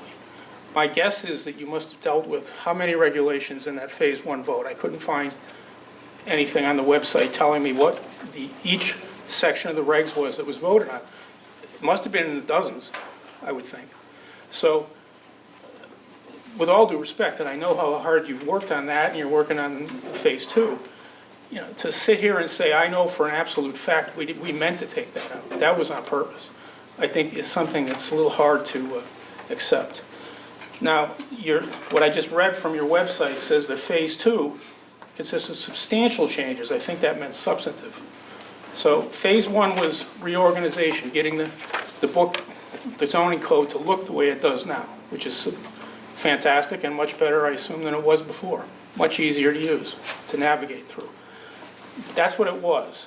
And as early as December 20, 2023, your consultant came in here, according to the minutes of that meeting, and said we should put something back in the regs about height exceptions for roof structures and architectural features. It seems to me, short of making somebody who runs into some site conditions that causes them to go over a height requirement, limitation, short of making them try to get a variance, for this commission to have the ability to grant some flexibility on clear terms stated in the regulations is the ideal, if not absolutely essential, in order to protect people's rights. So I think that's all I had to say. Again, I intended not to say anything. I'm sorry if That's okay, thank you. I wore out your patience. Thank you. I just want to say, the argument is because we all want to do what's best for the town. I know. I just tell you that, and we all might not agree how to get there, but we all want what's best for the town, and sometimes you disagree. Oh, That's why it's understand. argued, because everyone cares about it, so you say you don't understand it, but No. it's for the good of the town, that's all. I understand. I couldn't think, it wasn't the best choice of words. Yeah, I don't think You tell at the time- agita is the right word. No, it wasn't the right word, but, Yeah. you know, the fact that we're here now, this is the third iteration of this application for a text change. The first one was your consultant's language. The second one was your consultant's language pared down significantly to address concerns raised by this commission. And now this one, at the commission's request, is to put back what was in there originally and apparently inadvertently removed.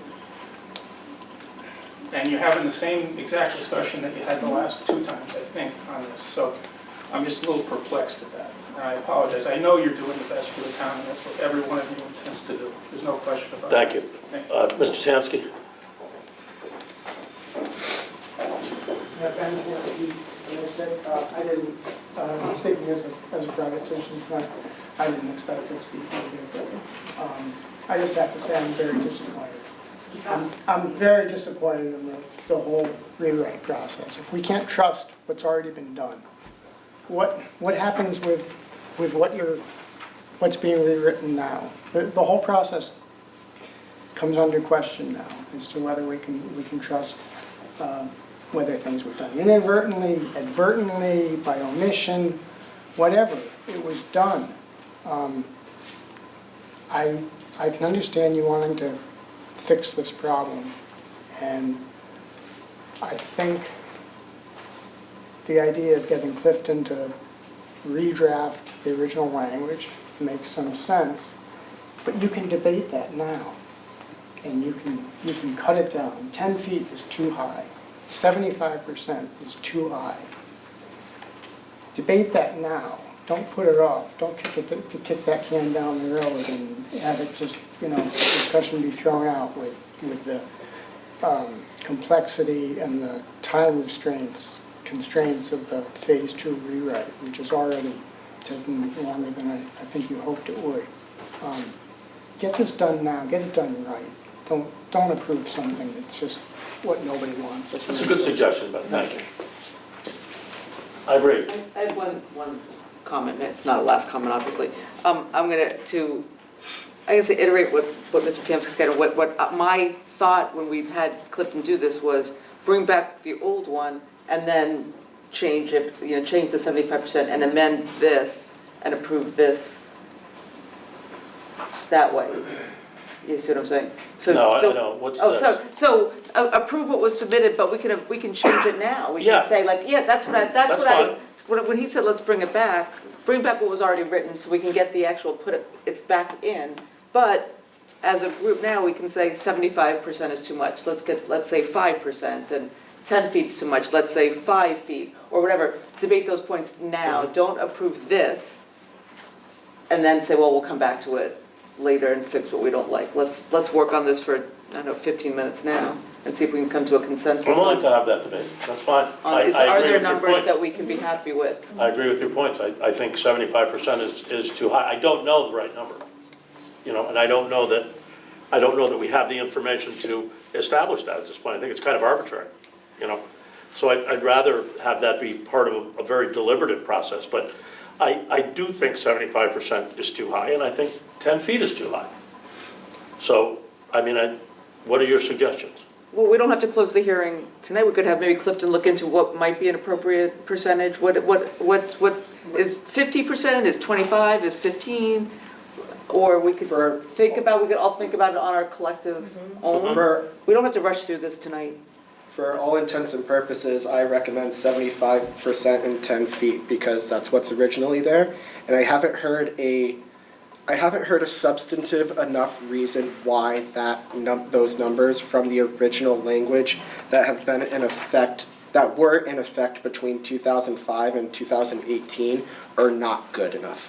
So, were there any consequences to the other regulation at all? According to the zoning enforcement officer who's been in that position since the original language was in there, no. And these are maximum numbers, 10 feet maximum, 75% obviously a maximum.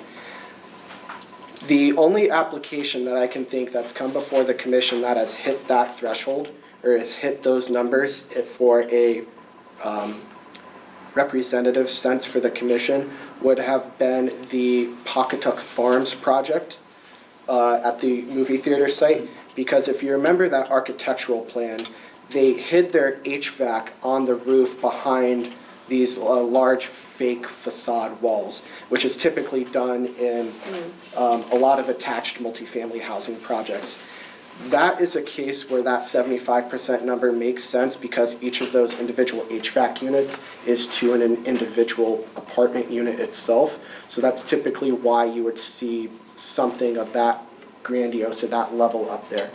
But if you also remember those architectural plans, those were 100% screened so anybody on the road wouldn't see them.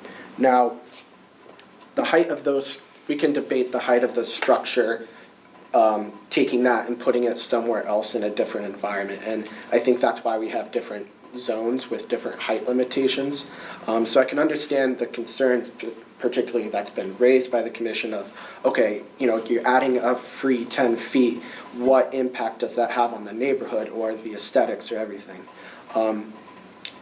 I would say, and I would pose that if we think about other projects that have utilized something like this in terms of a height exceed, think of the new Whalers Inn site that's currently under construction. They utilize that solely for their elevator overrun as well. That's a great example of something kind of co-located of a very densely populated area, which could have such a relative impact. But then you can look at that site too and say, okay, that's not 75% of the roof area. That's a small portion of it. I think by giving the commission the leverage to utilize their special use permit powers for commercial structures, that gives the power back to say, okay, in this case or in this location, 75% isn't good enough, 10 feet is not good enough. But I would say keep it at those caps and let's not increase them, obviously. Let's not do 100%, but then let's think about it project to project and go from there. And then if we can, and this will be the help of where the commission can come in and say, if we can actually identify projects that are problems or saying that is too much, then we can actually start having a conversation about, okay, let's pare down the language. But I haven't heard an example or I haven't seen any substantive proof to say 10 feet is too high or 75% is too much. It seems a bit arbitrary and capricious to each individual person. And so I wouldn't make a recommendation to change that right now on the fly, and I wouldn't be able to go do additional research and come back with a representative number of what that is because it seems to be individual to each person. So I would still come back with this as my recommendation. I came back and said everything to date in the other two iterations has been a recommendation from staff as well. But from the people that manage this and see this every day and work with this every day, both myself, my staff, and the zoning enforcement officer, this is acceptable language to us. This has been acceptable language since it was instituted in 2005. I don't see why we need to change it now, especially if we're putting it back in knowing, or at least I know that it's an omission, inadvertent omission. So I really have nothing to add. I have nothing to come back to the commission with and say this is a more suitable number. For this, I think the commission would have to come up with that number themselves and then basically explain why 10 feet is too much or 75% is too much. I haven't seen a good enough reason yet. Any other questions of Clifton? Yes, so,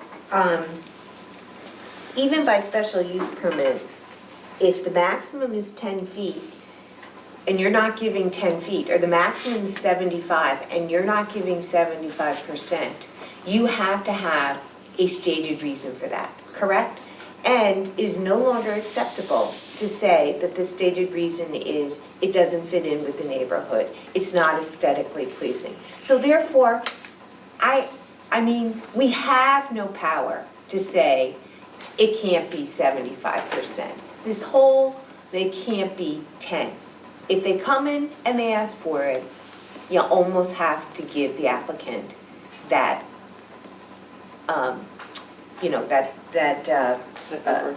approval. I think that we should be saying to our applicants and to the architects that are working in town, think a little bit outside the box. Think about how to incorporate your HVAC or whatever without extending the height of the buildings. Cottrell Street, I have heard nothing but negative comments from the residents about the height of the new building on Cottrell Street. Absolutely, nothing but negative comments. So there are examples in town, and I think you've got to really think about total build out. Nobody wants to say, well, everybody wants to say this is going to be an exception to the rule. No, it's part of our reg. It can be total build out this way, 50 feet, 75% of the maximum height of the tallest roof on the property. It's just too much. It's too much. So let's think about limiting it to a point where we would be comfortable with the maximum all the way through a build-out, a total build-out. That's how you have to look at it. You have to look at it as the extreme, because you don't get to say yes to you, no to you, because we already have 50% of our buildings that way, and we don't really like it. So now, the next person, we're gonna say no. You gotta think about, you're gonna give this to every person that comes in. That's how you have to look at this kind of a reg text. And this is way too much, way too much. So I agree with saying, let's take it off the table. Let's put a little bit of scholarship around it. Let's think about it as individuals, and then come back and have it on our agenda and talk about it with some proposals that we've thought about. What are these numbers? And I'd like to see some examples of where you say the roof structures for housing of elevators, stairways, may be erected no more than 10 feet above the highest point of the tallest roof property. But then the old reg said that it was different depending upon some roof structures, architectural, other devices may be erected no more than 10 feet above the midpoint of the highest roof. Yeah, that's the, So yeah, I want to see examples of what does that mean. Put it in a diagram for me. Like, this is what it was, this is what it is. The highest point of the roof. I'm sorry, I think we need to put some scholarship around this. I think we need to put some thought. The only case where it becomes obtrusive is if somebody's maximizing and just saying, I'm just gonna put 12 chimneys on my structure. That's the only time it becomes obtrusive to the point of violating the intent of the regulation, is if I'm saying, okay, I'm gonna abuse this 75% and I'm gonna have 12 chimneys on top of my structure. That's the only time that situation of a max build out becoming obtrusive beyond the point of the regulation is what would happen. It's for the architectural features to support the structure. So if you need a chimney because you have a fireplace in your building, you're not going to put 2 chimneys for one fireplace, you're going to put 1 for 1. If you have an elevator overrun, that because you're in a flood zone and FEMA requires you to have it, your option becomes either I lose an entire story of my structure to accommodate FEMA's requirement, or I go with this elevator overrun. It becomes counterintuitive to say the commission or the town of Stonington would rather lop off the top of a building than to say, we want you to be FEMA compliant. None of that would actually come into practice because these are features that are supporting the structure itself. These aren't just add-ons that you can just plop down willy-nilly and say, this is what I want on my roof. But a cupola is. It could just be a totally 100% design aesthetic where you have a 75% of your roof is like a cupola. And so I put cupolas all around and plop them Yeah, around but and one make it giant look like a cupola. house. No, you could have 175, you could have one. Please, we But can't have everybody talk, okay. at once. But the intent of a cupola is to hide an architectural feature or something like an HVAC system. That's what they're typically used for. I have one in my garage, it's just pretty, I have a weather vane on it. And so, but again, that's where the special use permit and that discussion comes into play. Does it need to be a 75% of your rooftop cupola? Because then it looks. Say yes, I want that. But it has to be a justifiable reason to have that because it's supporting the structure. So the options as I see it from my perspective are we vote to bring back the regulation as it's proposed. There seems to be a fair amount of objection to that. There's the opportunity to discuss, I guess, what would be some arbitrary substitutions, which some have suggested. I'm certainly open to that. Or there's the opportunity to table. And I think we need to sort of take a poll of the commission as to what direction we want to take on this. We could pare this back significantly for the time being, I think, and add a comfort level to the discussion, and then even be prepared to revisit that again. I don't think that undermines the confidence in the process. I think it just shows some restraint that you know, we've listened to everybody here and tried to come up with a moderated response to this. So I guess of all three options, how do we decide which way we go forward here? I think, if I may, Mr. Chairman, I think it's probably best, from what I'm hearing, to table it and perhaps let people take some time to look at it objectively, not in the current context. I appreciate Clifton's point. You know, if somebody's going to come in with a recommendation and say change 75% to 50 or whatever, we need to have a valid reason. I don't think we're going to come up with valid reasons to make any kind of proposals on changes right now. I think it's going to be arbitrary. 75% is arbitrary. And I think we've got to, well. But it was in there before. Exactly, that's. But you know, if we change it, it's arbitrary, right, because there's no scientific basis for it. I would also like to talk to our planning consultant and see if we can, if there's any parameters that they can, like you said, put some scholarship around this to the extent that we can. So. Mr. Chairman, may I just ask one question, please? Sure. I'm not familiar with your nomenclature. In this particular case, what exactly would table mean? Means table any action on this until. Continue the public hearing, continue the public hearing. All right, so it's not going to just go off? Correct. No. We continue, all right. Right, no decision tonight. I understand, but it won't be just put in the shelf? No, correct. It will be continued to Table another to the public next hearing. table to the next meeting, I guess. All right, thank you very much. Okay, you bet. Anyone else in the audience have any comments? Hearing none. Chairman. Go ahead, Clifton, I'm sorry. I think, you know, I understand the idea of sitting around and tabling and thinking about this and putting our heads a little bit more into, you know, what this is. But then I'll remind the commission that they've had that opportunity for 6 months now to do that, and it hasn't been done. So what difference is the commission actually going to do in terms of, you know, doing additional review on their own and considering something they've already considered for about 6 months? I think you did exactly what we asked you to do. I think you put something on the table for us to work with. And I think the commission's feeling is that they would like to pare it back, that we're just not comfortable with the numbers. You did exactly what we asked you to do.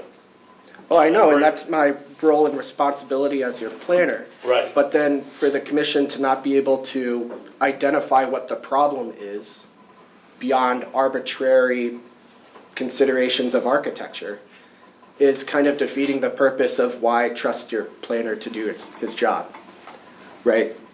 I'm the one that reviews this. I'm the one that sits with this day to day. I'm the one that administers it. And if the commission is not willing to trust the expert staff that they have employed for the town, then what is the point of doing this if the commission themselves are not going to provide the actual tangible response to say, this is what we think is wrong with it?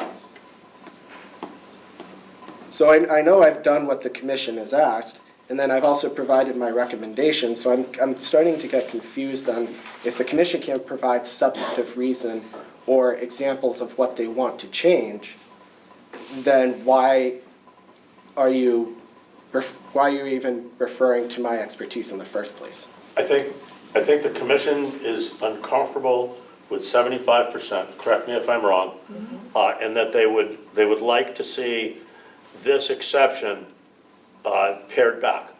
And that has nothing to do But with the commission has already seen that distrust, pared back. distrust a distrust of you or your opinion or your professionalism at all. And I don't want you to misinterpret it.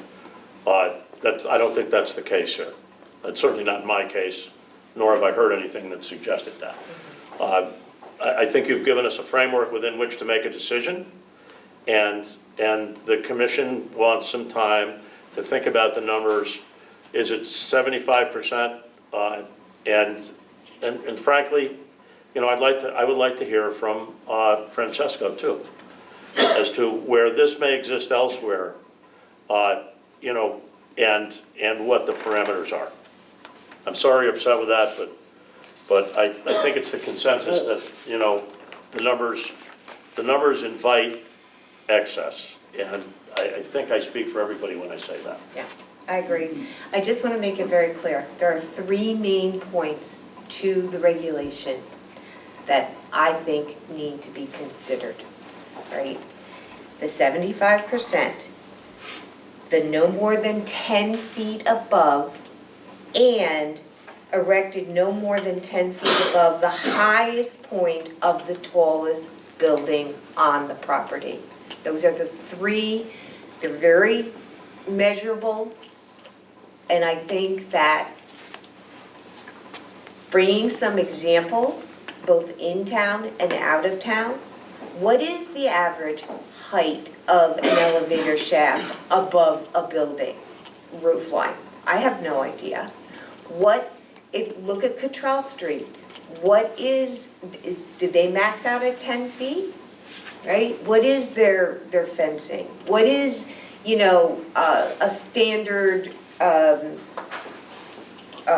flagpole, chimney, smokestack? It's certainly not 75% of a building. I mean, these are the things that I think we've got to look at. They're hard numbers. They're hard numbers.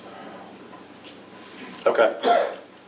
What's the commission's pleasure on this matter? If you want some directive from me, number C and D, I think C is a little problematic for me because it does have just architectural features, and I know you just think like the cupola is just screening the HVAC, but you know, skylights, you could have a giant skylight over the entire building that's whatever, you know, it's the architectural feature. The C and D, to me, if you could get rid of C and change D to be the midpoint, that would, and get rid of the 75 and change the 75 to something else. I can put that in writing. No, Do you understand what I'm saying? Because one's above highest point, one's above midpoint. You know, those two differences are, I think, you know, I don't know why they're different. I mean, I understand why they're different. One gives you more height, but, you know. Those are my... I think we should try to feed back our thoughts to Clifton in the next 2 weeks, okay? To get our arms around this, make our suggestions on the regulation, and table the matter till the next meeting. That's my suggestion, and I will entertain a motion to that effect. I'm good with that. Mr. Chairman, I make a motion to continue the public hearing for PZ 2444 RA Town of Stonington until the next scheduled meeting of this commission. Second. Motion to table, and would you add the recommendations from individual commissioners would be fed back within 2 weeks from the date of Yes, today? and actually, yes, that is a stipulation or a Motion made with stipulation. Is there a second? Second. Seconded by Lynn. Any discussion on the motion? All in favor of the motion? Aye. Anyone opposed? Chair abstains. Okay, that brings us to the last item on the agenda, I believe, right? Application under public hearings of G Development LLC, represented by S. Sharenzia, application number PZ 2424, special use permit. Special use permit application for amendments to previously approved permit. Sir. Good evening, Mr. Chair. Our application was contingent upon zoning amendment approval this evening because it included a height exception as part of the special use permit. So defer to the planner, but I believe we can't move forward with that application because you have no authority to approve such modification. So I'm not sure what the protocol is now, whether it is to withdraw or, because the time is going to lapse before you can make a decision Right. on the We amendment. can't grant further extensions, correct? Correct, they've utilized their extension time. So does he have to do that tonight, or can he withdraw the application by letter after this meeting? Yeah, he can withdraw within the next couple days. Right. So I don't think I have to do it And now. then resubmit. I think you probably want to talk to your client, right? Yeah, I need time to consult with an attorney on this. That'd be the recommendation, or you can just withdraw now and we can just close this on. I want to speak with my client, but I will get back to you before the time lapses, so. Mr. Chair, procedurally, since the public hearing is open, my recommendation would be to close the public hearing and then not make a decision tonight. And then by proxy, if the applicant doesn't withdraw within 2 days, it's automatically denied. So that It is automatically denied. It would be Not automatically approved. Not It would automatically. be automatically denied in 2 days, because the commission has not made a decision within the time frame. So my suggestion would just be to close the public hearing right now. The applicant hasn't really presented the application, so we can still do a public hearing component. But I'd leave that up to you, as the chair. Okay, so I guess we entertain a motion to close the public hearing. Mr. If Chairman, no one else cares to make any further comments. Hearing none, Mr. Chairman, I make a motion to close the public hearing for PZ 2424 SUP Development LLC as Shorenzi and as Britner. motion to close, is there a second? Second, any discussion on the motion? All in favor? Aye. Anyone opposed? Chair abstains, motion passes. And then I'd say just make no decision tonight, and just say that no decision will be made tonight. Just to confirm then also with this motion that there is no decision being made on this application tonight, Mr. Chairman. Does that have to be in the form of a motion, actually? I was going to ask. I would say make a motion to table decision until the next meeting. Okay. Even though the timeline ends before, Okay. just so we have it on the record. Mr. Chairman, I make a motion to table the decision on PZ 2424 SUPG Development LLC as Shorenzi and as Britner. Motion to table on this application, is there a second? Second. Seconded by Lynn, any discussion? All in favor? Aye. Anyone opposed? Chair abstains, motion passes. Anyone else have anything else before we, everybody look at the new submittals? Any questions? No. Hearing none, I think the appropriate motion to adjourn is in order. Mr. Chairman, I make a motion to adjourn this hearing. No second required, all in favor? Aye. Meeting's adjourned, thank you all. So did I have a question about this?